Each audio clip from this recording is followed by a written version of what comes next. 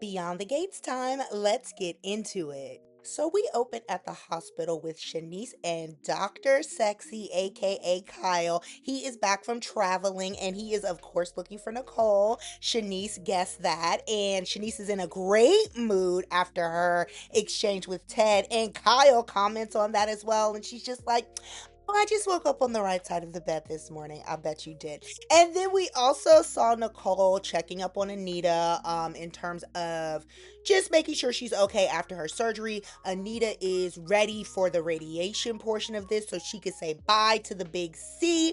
So then Anita and Vernon notice that Nicole seems upset about something, and so they ask. Nicole does a good job of covering, and she's like, it's really not my business to tell. You need to talk to Dani. And she kisses them and gets on out of there. So Anita and Vernon are clearly going to go check up on Dani, as they commented that it's been a long time since Dani has had an episode and they are wondering what is going on.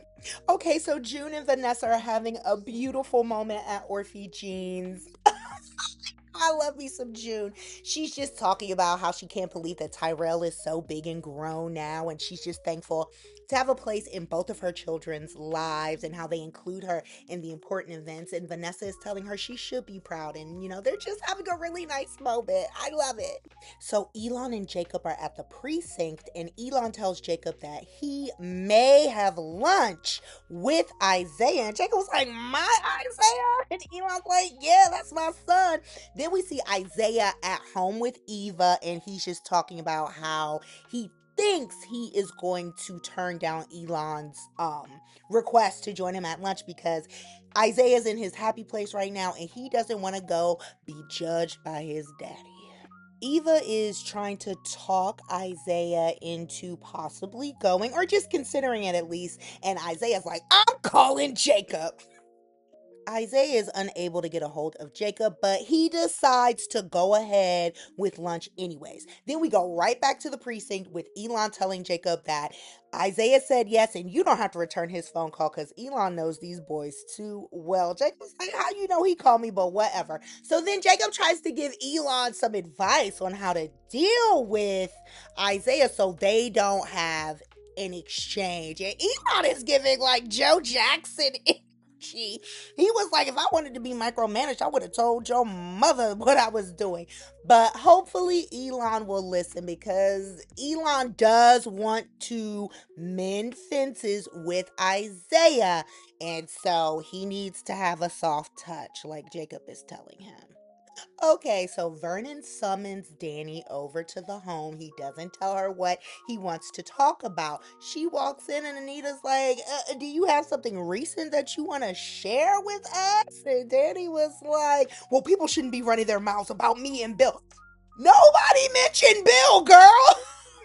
Vernon and Anita were like, who was talking about Bill? We weren't concerned about him, but should we be?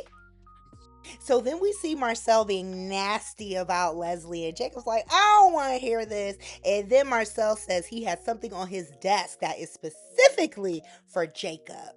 We also see Eva, who is at Garland for a PT follow up, and she crosses paths with Kyle, and she is trying to secretly check up on Kat because she doesn't want to violate the boundaries of half sister. Because Kat has made it very clear that just because she saved her life, it doesn't mean that they're going to be sisters. But Eva just wants to follow up and just check up on her. So Kyle says what he can say, and then Eva starts talking about how she is restless and she has been working since she's been 10 and she just wants to work, but Ted is like, no, you need to rest. And Kyle said, I agree with Ted. And Eva's like, oh, as a doctor? He's like, no, as a father. So Nicole and Vanessa have met up at Orphey Gene's to kiki and catch up, and Vanessa's telling Nicole about this dinner that she and Deanna and Joey had, and Nicole's like, are you just, I'm making sure you're not just seeing what you want to see, because that is weird. Vanessa goes on and on about how Deanna has made a change, and Nicole is like, just manage your expectations, goofy. And then Isaiah arrives to meet up with Elon. So Dani covers very quickly and precisely. She's just like, oh, I just had Bill on my mind because of his latest hospital visit. And even though Haley is not the best caretaker, I told the girls that, Bill is Haley's problem now. So Anita and Vernon buy that and they are pleased to hear it. And then Anita basically wants to know what is going on, as does Vernon. And then they mention how Nicole was there and she kind of alluded to something serious going on, but she stopped short of telling us. And Dani was like, well, yeah, it's Naomi and I'm not upset. I'm just sad. And Anita's like, what's going on with Naomi? So Marcel has come across a case that would require Jacob to go undercover once again, and this time be in a correctional facility. And Jacob's like, I don't know, man. And Marcel is basically saying that Jacob needs to prove that he is more than just the chief's son. But I do not agree with Timu Shaft. Shut up and go be with Leslie. Okay, Elon is coming correct, and Izaiah is taken aback. He is like, who are you and what have you done with my father? Because my father has never given me a compliment to my face. It seems like Elon really wants to make amends. So Kyle breaks it down for Eva, just from a father's perspective. He was like, Ted had both of his daughters in the hospital at the same time. That is a parent's worst nightmare. And, you know, just give him some grace. So Eva's like, just like, okay, I understand what you're saying. Thank you for taking the time to do this. And Nicole is so lucky to have a man like you. And Kyle said he's lucky. Kyle is so much better than Carlton. So much. Eva thanks Kyle for getting her together. She also talks about how she's just worried about staffing the clinic because Derek left really big shoes to fill, and this is in response to Kyle just advising her to take it easy and whatnot. And he's like, I understand, but I'm sure the right person will come. And then Shanice comes around the corner and he's like, ooh, do I need your skin regimen or is that glow from my daddy? So they kiki a little bit and then they go off to their physical therapy appointment. Nasty Nikki indeed. So she and Vanessa are catching up, and Nicole's talking about how there's been an update between her two men. And she's talking about how Kyle was just so great after the tornado, and he came over and he just held her. And Vanessa was like, ding, ding, ding, he's the winner. You got a key to his house. You guys are connecting outside of the scorching. So Vanessa's like, what's the issue? Because Nicole was like, she is not going to let Carlton down yet because she's having the time of her life with both of these men. Well, oh my. So the tea is between Elon and Izaiah. They have always clashed, and Izaiah started running the streets, and it appears that Elon locked him up. So that makes a little more sense as to why Isaiah's like, and Elon's like, man, what? I helped you out. Get over it. That was the past.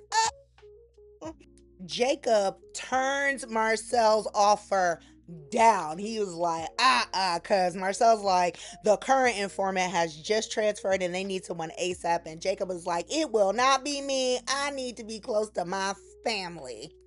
Oh my goodness. So Dani rips the band-aid off and tells Vernon and Anita that Naomi has the BTG gene, and she explains why she didn't tell anyone. And Anita, I see where Dani gets it from. Anita immediately starts blaming herself, and she's like, if I could, I would try to shield you and my granddaughter from this. And then she's trying to hold it together, and Dani says, just let it out. And Anita just bursts into tears. But I am glad to hear that Dani took Nicole's words to heart from yesterday, because girl, I was like, you are crashing out. And she was telling Anita and Vernon that Naomi just needs us to support her. She don't want no pity, and we just gonna let her make the decisions. Thank you. Elon and Izaiah have made a breakthrough. Izaiah just wants to be able to communicate with his father and break the cycle of just no communication between father and son like Elon experienced. And Elon told him that he is proud of him for finding a respectable job that he's good at. And Izaiah has agreed to stay and continue this lunch. I'm so happy to see it. So then Shanice and Kyle link back up at the reception desk, and he's like, "Oh, it was Eva, right? Is this glow about Ted?" And Shanice was like, "I shouldn't say anything. I should keep my mouth shut." And Kyle was like, "Yeah, that's fine." And Shanice just blurted it all out. "Ted told me he loved me, and I told him I loved him too. Or I was falling in love with him too." And she was like, "Oh." And then Nicole walks in, and she and Kyle do what they do, and she was like, "Oh, I'm so glad you're back. How about you show and tell me in my office?" Get him, nasty Nikki. Anita and Dani get rid of Vernon. They send him off to a meeting so they can have private conversation. And Dani lets Anita know that Naomi is planning a double mastectomy, and she wants Anita to talk to Naomi to talk her out of it. And Anita is just stunned to hear this news.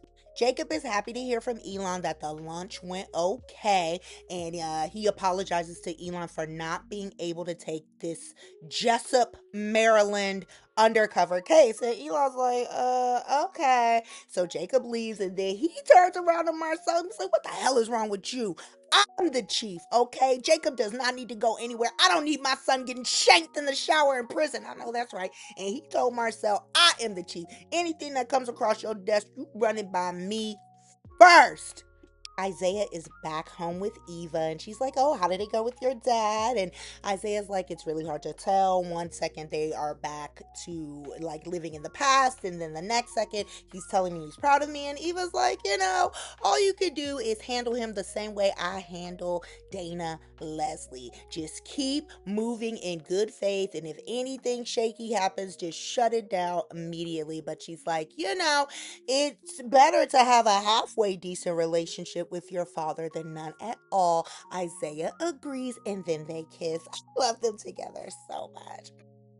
So Kyle checks up on Nicole, asking how her week was, and she talks about how it was an interesting week full of surprises. So Kyle assumes that Nicole is talking about Ted and Shanice, and she's like, "What about them? What are you talking about?" And he's like, "Oh, they are falling in love with each other." And Nicole was like, so Kai was like, "Oh, I'm so sorry. I didn't mean to blindside you." And Nicole's trying to work through her feelings, like it's silly for her to feel odd about it. But Ted and Shanice have been together for a while. And Kyla's like, "I mean, yeah, they said the LOVE word to each other. But wait, were you holding out hope for you and Ted? Or are you mourning what you lost?" And Nicole is just looking. So let's see what darling Nikki says tomorrow, because I'm sure she's going to cover, but I think it's a little bit of both. So we shall see. Like, comment, and subscribe so you don't miss what's next.